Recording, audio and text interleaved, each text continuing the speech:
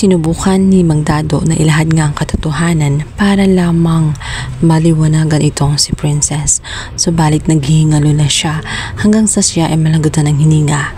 Tanging nabanggit lamang niya ay dapat may malaman itong si Princess tungkol sa kanyang inang si Divina. Hanggang doon na lamang kaya hindi pa rin malinaw ang lahat. Sa tingin nga ni Princess ay mahalaga ang sasabihin ng kanyang ama. Subalit tumigil nga ang mundo nitong si Princess matapos nga ang bumitaw na nga ng tuluyan ang kanyang ama-amahan na si Mang Dado at tuloy na nga siyang iniwan. Punong-puno ng hinagpis itong si Princess. Para bang ang bilis ng pangyayari. Halos matutulala na nga siya. Nakaupo siya sa tabi at dito'y kausap niya ang ina nga ni Onse na si Aling Bibi.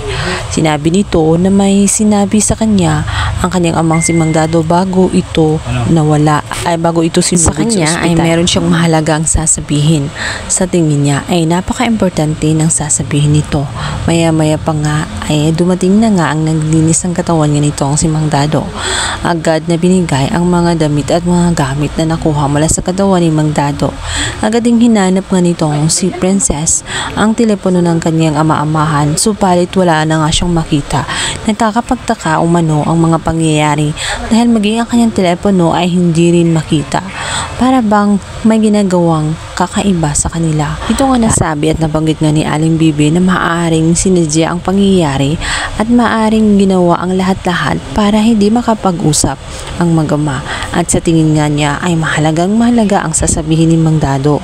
Nakakapag-isip din itong si Princess na hindi ito tungkol sa sinasabi nga nitong si Divina. At ayon sa kanya, ang mahalaga umanong sasabihin ni Mang Dado ay tungkol sa kanyang sekreto at plano na ipapadala umano itong si Princess sa ibang bansa. Bagay na kasinungalingan lamang sapagkat ang katotohanan ay tungkol sa kanyang totoong pagkatao. Ngunit dito ay maisip nga niya na nagsisinungaling sa kanya itong si Divina dahil imposibleng parehas na may sasabihin itong si Mang Dado kay Divina at dito nga kay Aling Bibi. Kung talagang napaka-personal at bakit pa niya tatawagan itong si Aling Bibi kung tungkol lamang doon.